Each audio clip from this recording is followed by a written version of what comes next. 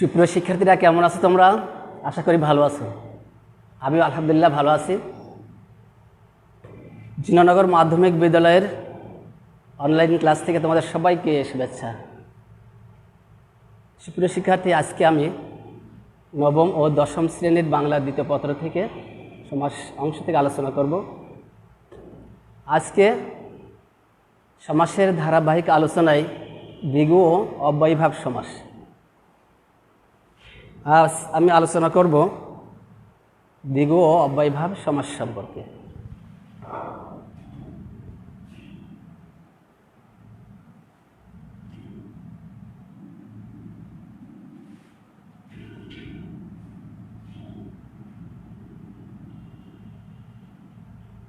দ্বিগু ও অব্যয়ীভাব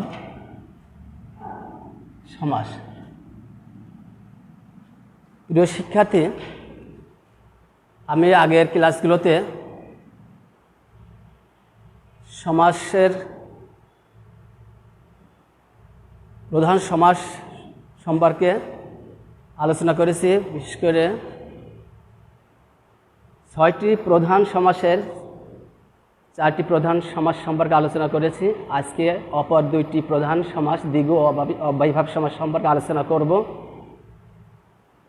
এছাড়াও আরও কয়েকটি অপ্রধান সমাস আছে, উপপদ, অলোক, নিত্য ও প্রাদিশ সমাস। সম্ভব হলে এগুলো সম্পর্কেও আলোচনা করব। প্রথমে দ্বিগু সমাস সম্পর্কে আলোচনা করব। সমাহার বা মিলন অর্থে সংখ্যাবাচক শব্দের সঙ্গে বিশেষ্য পদের যে সমাস হয় তাকে দ্বিগু সমাস বলে। আমি সংজ্ঞাটা লিখি: সমাহার বা মিলন অর্থে সংখ্যাবাচক শব্দের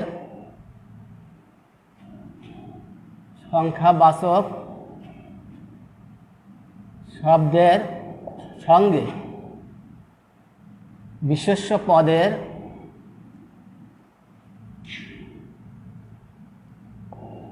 যে সমাস হয় তাকে দ্বিগু সমাস বলে।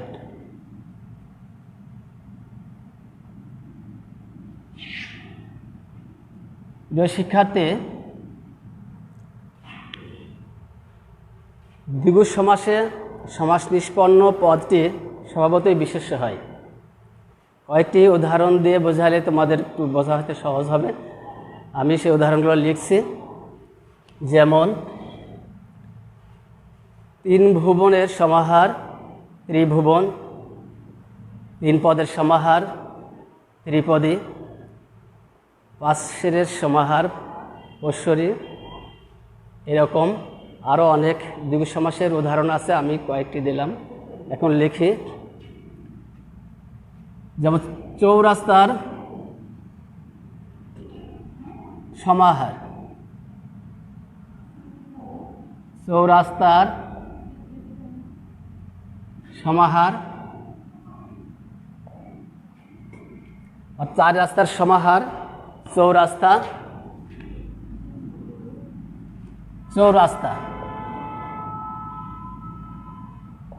শিক্ষার্থী, এখানে যে আলোচনাটি শুরুতে আগে বলেছি যে দ্বিগু সমাস মূলত সমাহার বা মিলন অর্থে বোঝাবে।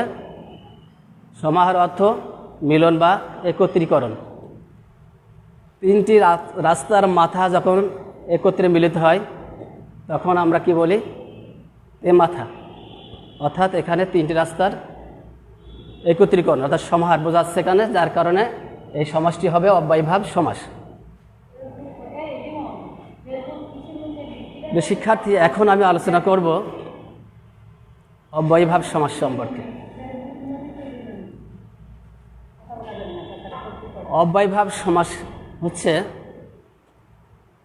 যে সমাসে সমাস নিষ্পন্ন পদে অব্যয়ের অর্থের প্রাধান্য থাকে তাকে অব্যয়ীভাব সমাস বলে। যে সমাসে যে সমাস নিষ্পন্ন পদে অব্যয়ের অর্থের প্রাধান্য থাকে তাকে অব্যয়ভাব সমাস বলে। অব্যয়ভাব সমাসে নিষ্পন্ন পদে অর্থের অর্থাৎ অব্যয়ের অর্থযোগেই ব্যাস বাক্যটি রচিত হয়। এর কয়েকটি উদাহরণ দিলে আমার মনে হয় তোমাদের বোঝা একটু সহজ হবে। আমি কয়েকটি উদাহরণ বোর্ডে লিখছি। তার আগে সংজ্ঞাটা লিখি।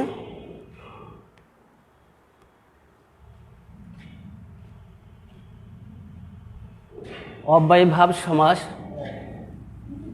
পূর্বপদে অব্যয়যোগে পূর্বপদে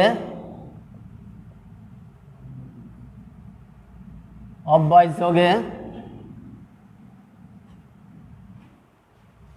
নিষ্পন্ন পদে সমাস নিষ্পন্ন পদে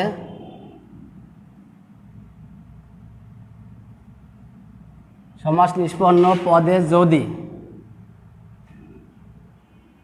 অব্যয়ের অর্থের প্রাধান্য থাকে, অব্যয়ের অর্থের প্রাধান্য থাকে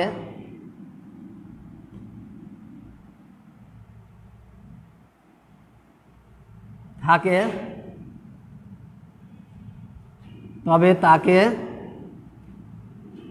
অব্যয়ভাব সমাস বলে।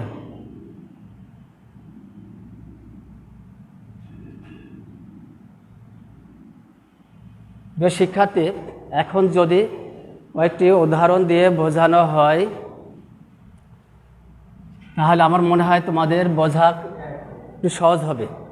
যেমন আমরা অব্যয়গুলো জেনে নিই।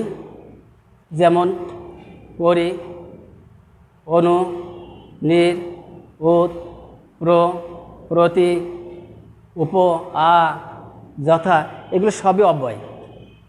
এগুলোর সংযোগে যখন পদ নিষ্পন্ন হবে তখন তাকে আমরা বলবো অব্যয়ভাব সমাস। যেহেতু এগুলো সবই অব্যয়, যার কারণে এই অব্যয়গুলোর যোগে যে সমাস হবে এবং নিষ্পন্ন পদে অব্যয়েরই প্রাধান্য থাকবে তখন আমরা বলবো তাকে কি অব্যয়ভাব সমাস। কয়েকটি উদাহরণ দিলে আমার মনে হয় তোমাদের ধারণাটা আরেকটু পরিষ্কার হবে। আমি অব্যয়গুলো আগে লিখি, পর্যায়ক্রমে নিষ্পন্ন পদগুলো লিখব। প্রথমে পরি,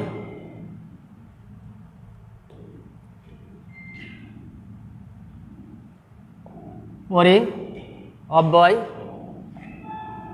প্র অব্যয়, পরিপূর্ণ।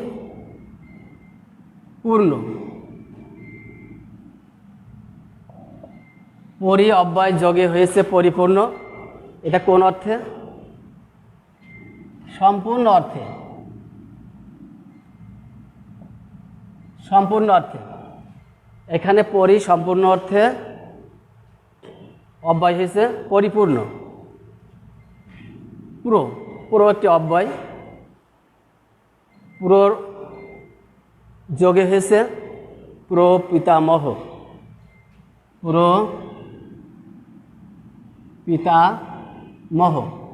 প্রপিতামহ এখানে অব্যয়, পিতামহের পূর্বে পুরো অব্যয় যুক্ত হয়েছে প্রপিতামহ। এখানে কি অর্থে ব্যবহার হয়েছে, অর্থাৎ কি অর্থ প্রকাশ করেছে? এখানে দূরবর্তী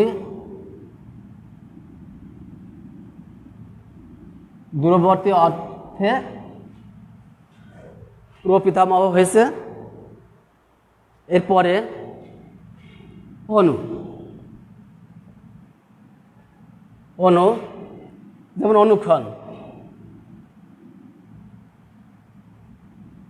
অনুক্ষণ। এর ব্যাস বাক্যটা হবে এমন, ক্ষণ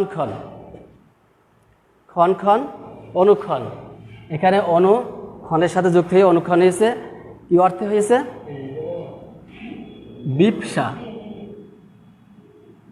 বিপ্সা অর্থে অনুক্ষণ হয়েছে। বিপসা অর্থ কি? বিপসা হচ্ছে পুনরায় পুনরায় সংঘটিত হওয়া, ক্ষণে ক্ষণে সংঘটিত হওয়া। এই অর্থে আমরা বলবো বিপসা। বিপসা অর্থ বারবার সংঘটিত হওয়া, ক্ষণে ক্ষণে, অনুক্ষণ। এখন অনুদি আরেকটি আমরা অব্যয় সমাস দেখি। অনুতাপ, অনুগমন, অনুধাবন, এরকম। অনুধাবন, অনুগমন, এটা কোন অর্থে হয়েছে? এখানে কোন অর্থে অনুধাবন হয়েছে বা অব্যয়ভাব সমাস হয়েছে? সেটা হচ্ছে পশ্চাৎ। পশ্চাৎ অর্থে অনুধাবন হয়েছে, অর্থাৎ অনুধাবন এর ব্যাস বাক্য হচ্ছে পশ্চাতে ধাবন, অর্থাৎ পরে বোঝা, বুঝতে পারা। অনুধাবন অর্থাৎ হচ্ছে বুঝতে পারা, সেটা কি? পরে বুঝতে পারা, অনুধাবন। অনুগমন অর্থাৎ পরে গমন করা, এরকম। এখন আমরা দেখি নির অব্যয় যোগে যে সমাসগুলো আছে সেগুলো আমরা দেখি। যেমন নিরুৎসাহ,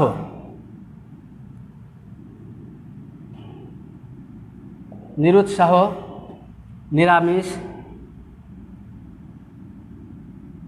নিরুৎসাহ, নিরামিষ, নির্জল, নির্ভাবনা, এগুলো সবই নির অব্যয়যোগে গঠিত নিষ্পন্ন সমাস, অব্যয়ভাব।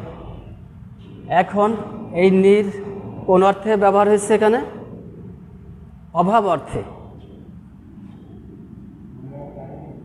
এখানে নির অভাব অর্থে নিরুৎসাহ হয়েছে। নিরুৎসাহ অর্থাৎ উৎসাহের অভাব। নিরামিষ, আমিষের অভাব। নির্জল, জলের অভাব। নির্ভাবনা, ভাবনার অভাব। এরকমই নির অর্থে যে সমাসগুলো হয়েছে, অর্থাৎ যে অব্যয়ভাব সমাসগুলো হয়েছে সেগুলো আমি বললাম এবং দেখে বোর্ডেও লিখে দেখালাম। এখন উত অব্যয় যোগে যে অব্যয় সমাস হয়েছে সেই অব্যয় সমাসগুলো আমরা দেখি।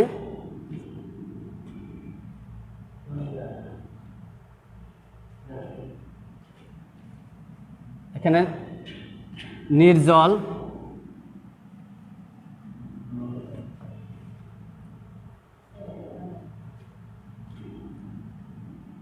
উত, এখানে উচ্ছৃঙ্খল।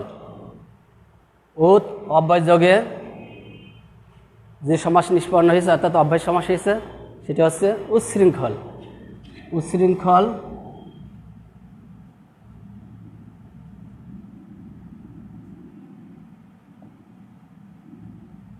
উচ্ছৃঙ্খল অর্থাৎ শৃঙ্খলাকে অতিক্রান্ত করে। এখানে আছে অতিক্রান্ত অর্থে,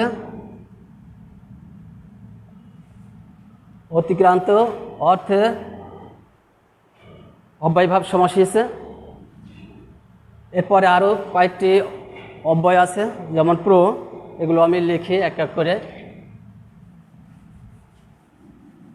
প্র অব্যয়টি দিয়ে যে অব্যয়ভাব সমাস হয়েছে সেগুলো যেমন বলি প্রতিদিন, প্রতিক্ষণ, প্রতিবাদ, প্রতিকূল, এরকম আরও অনেক আছে, আমি এক এক করে সেগুলো লিখি। প্র, প্রতিবাদ, প্রতিদিন, তারপরে আছে প্রতিক্ষণ, প্রতিক্ষণ। এখানে প্রতি কোন অর্থে ব্যবহার হয়েছে? নিত্য অর্থে। নিত্য অর্থাৎ, নিত্য অর্থাৎ সবসময়। নিত্য, নীতি অর্থ হচ্ছে সবসময়, প্রতিদিন। এখানে প্রতিক্ষণ, সবক্ষণ বা সব দিন, বারবার যেগুলো বোঝায় সেটা হচ্ছে নিত্য অর্থে ব্যবহার হয়েছে, প্রতিদিন, প্রতিক্ষণ। এই প্র অব্যয়টি আর কী কী অর্থে ব্যবহার হয়েছে সেগুলো আমরা একটু জানি। যেমন বিরুদ্ধ, বিরুদ্ধ অর্থে ব্যবহার হয়েছে। তারপরে প্রতিনিধি অর্থে ব্যবহার হয়েছে। তারপরে প্রতিদ্বন্দ্বী অর্থে ব্যবহার হয়েছে। সেগুলো কীরকম? বিরুদ্ধ, প্রতিবাদ, বিরুদ্ধবাদ। প্রতিনিধি, প্রতিনিধি অর্থাৎ প্রতিচ্ছায়া, প্রতিচ্ছবি, প্রতিচ্ছায়া, প্রতিচ্ছবি, এগুলো সবই অব্যয়ভাব সমাস। এখানে প্রতিনিধি অর্থে পুরো ব্যবহার হয়েছে, অর্থাৎ প্রতিচ্ছায়া, ছায়ার ছায়া, প্রতিচ্ছায়া, প্রতিচ্ছবি, ছবির ছবি, প্রতিচ্ছবি, এটি হচ্ছে প্রতিনিধি অর্থে ব্যবহার হয়েছে। প্রতিদ্বন্দ্বী, প্রতিপক্ষ, প্রতিপক্ষ, প্রত্যুত্তর,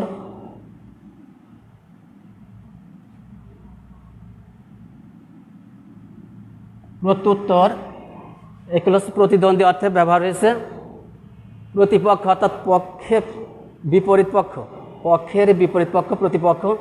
প্রত্যুত্তর, উত্তরের প্রতি, উত্তর, প্রত্যুত্তর, এগুলো প্রতিনিধি অর্থে, প্রতিদ্বন্দ্বী অর্থে ব্যবহার হয়েছে। এখন আলোচনা করব উপ অব্যয় সম্পর্কে। এখানে দেখি উপ অব্যয়টি কোন কোন অর্থে ব্যবহার হয়েছে। এখানে সামীপ্য, সাদৃশ্য। সামীপ্য অর্থে কণ্ঠের সমীপে, সামীপ্য অর্থ নিকটে, নৈকট্য বা নিকটে। সামীপ্য অর্থ নৈকট্য বা নিকটে বা কাছে, এর বোঝাতেই উপসর্গ ব্যবহার হয়েছে। যেমন কণ্ঠের সমীপে উপকণ্ঠ, কুলের সমীপে উপকূল। আমি একটু লিখে,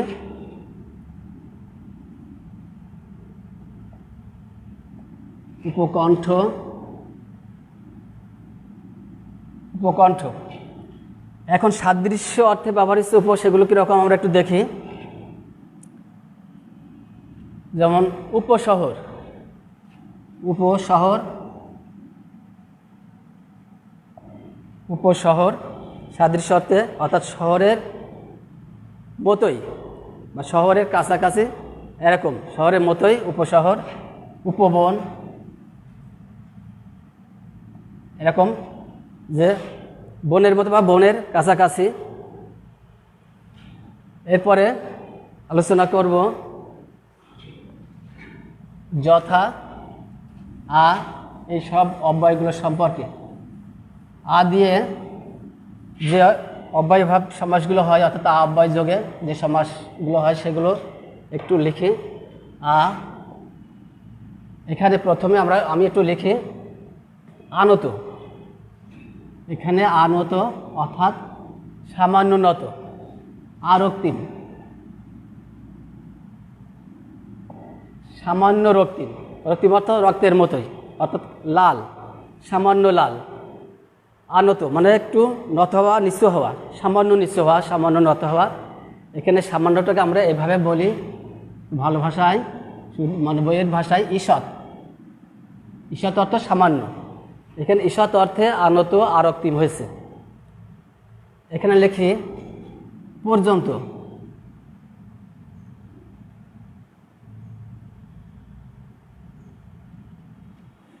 আপাদমস্তক, আপদমস্তক হচ্ছে পা থেকে মাথা পর্যন্ত।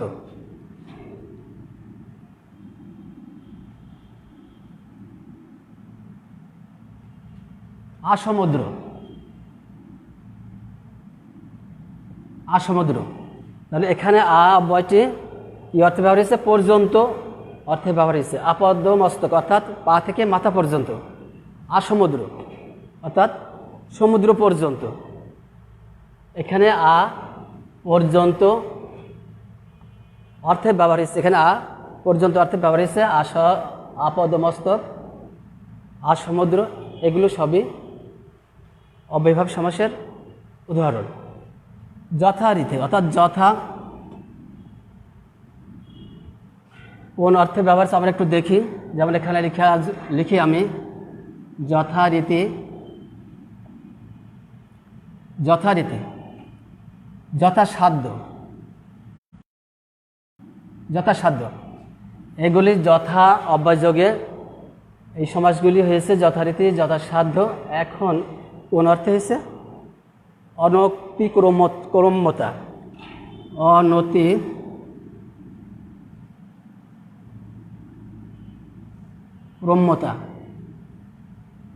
অনতিক্রম্যতা অর্থে ব্যবহার হয়েছে যথারীতি, যথাসাধ্য। তো প্রিয় শিক্ষার্থীরা, এখন আমি পরের দুটি অপ্রধান সমাস আছে সেই সম্পর্কে আলোচনা করব। তার আগে একটু বলি, এতক্ষণ আমি আলোচনা করলাম দ্বিগু ও অব্যয়ভাব সমাস সম্পর্কে। আমার বিশ্বাস কিছুটা হলেও তোমাদের সমাজ সম্পর্কে, বিশেষ করে দ্বিগু অব্যয় সম্পর্কে যেগুলো আমি আজকে বললাম, যে সমাজ সম্পর্কে আলোচনা করলাম, কিছুটা হলেও তোমাদের বোধগম্য হয়েছে। চেষ্টা করেছি আমার সাধ্যমতো। আমি এখন আলোচনা করব দুইটি অপ্রধান সমাস আছে, ওই চারটি অপ্রধান সমাস আছে: উপপদ, অলোক, ব্যাধি ও নিত্য সমাস। এই সমাসগুলোর উদাহরণ খুবই কম, তেমন পাওয়া যায় না। এর প্রচুর উদাহরণ না পাওয়ার কারণে এগুলোকে আমরা বলবো অপ্রধান সমাস। উপপদ এবং অলোক সমাস সম্পর্কে আগের ক্লাসগুলোতে আলোচনা করেছি। কর্মধারায় ও তৎপুরুষ, কর্মধারায় ও বহুব্রীহি সমাসে এদের আলোচনা হয়েছে, যার কারণে আমি উপপদ এবং অলোক সমাস সম্পর্কে আলোচনা করছি না। এখন আলোচনা করব ব্যাধি ও নিত্য সমাস সম্পর্কে। এই দুটি অপ্রধান সমাস সম্পর্কে এখন আলোচনা করব, ব্যাধি ও নিত্য সমাস। প্রথমে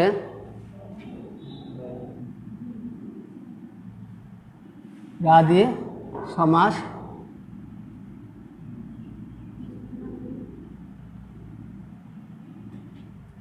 ব্যাধি সমাস প্র, অনু, নির এগুলোর সাথে ঈদ প্রত্যয় যোগে সাধিত বিশেষ্য পদটি হচ্ছে ব্যাধি সমাস। একটু বলি, এর উদাহরণ দিলে আর পরিষ্কার হবে। যে পুরো দিয়ে প্রবচন, প্রকৃষ্ট রূপে বচন, প্রবচন অর্থাৎ প্রকৃষ্ট রূপে বচন, প্রবচন। প্রকৃষ্ট অর্থ কি? প্রকৃষ্ট হচ্ছে উত্তম রূপে, প্রকৃষ্ট হচ্ছে উত্তম, উত্তম রূপে যে বচন, প্রবচন। এখানে প্রকৃষ্ট রূপে অর্থাৎ উত্তম রূপে ব্যবহার হয়েছে। প্রবচন,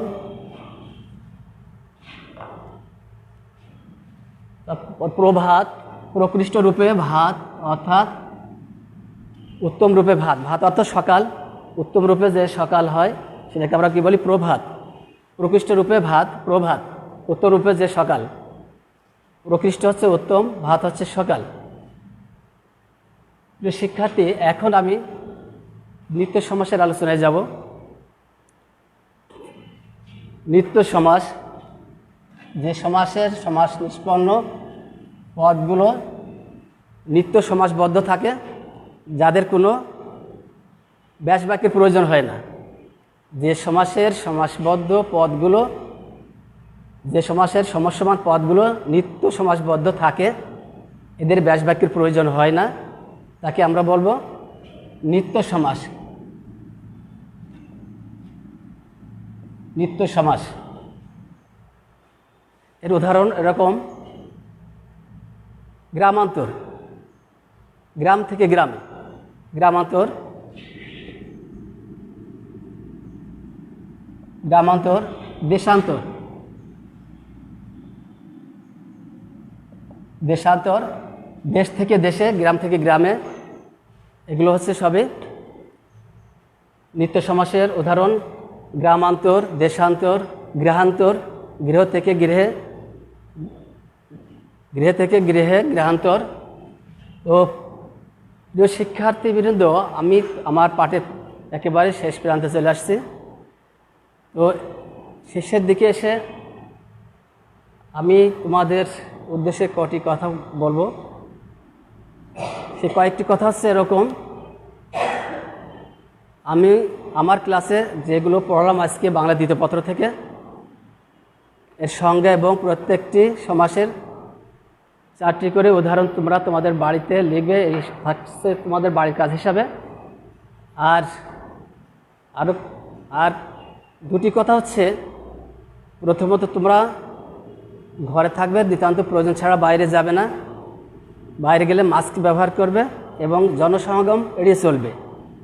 দ্বিতীয়টি হচ্ছে, আমরা মাদককে না বলি, আমরা কেউ কখনো মাদক স্পর্শ করব না।